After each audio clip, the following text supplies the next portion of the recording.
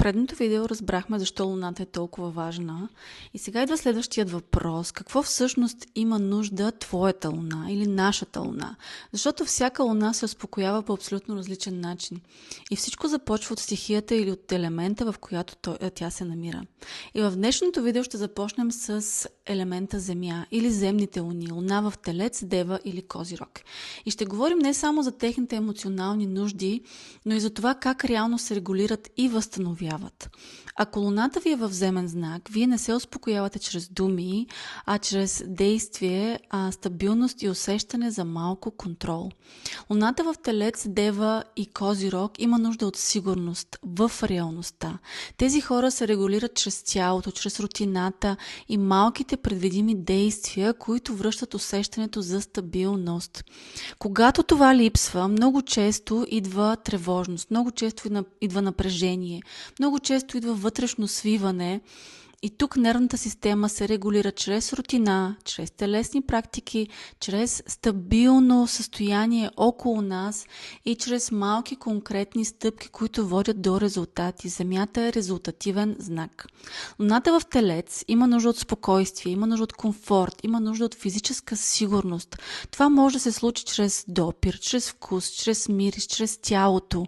Когато сте напрегнали, вземете си топъл душ или вана, изключете шума, създайте тихо пространство около себе си, хъпнете нещо бавно, вкусно, нещо топло, сложете удобни дрехи и просто забавете темпото.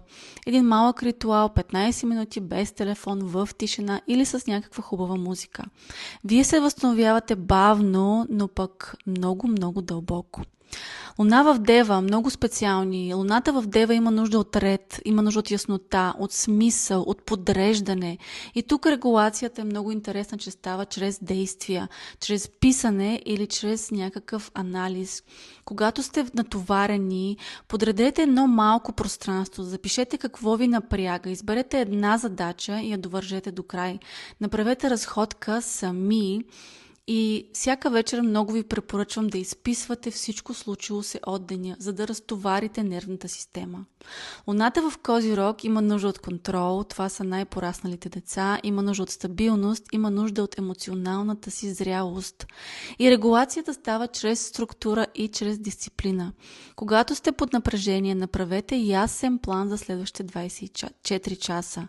И колкото и странно да звучи, сложете вашата почивка в тези 24 часа. Планувайте почивката си точно като една задача.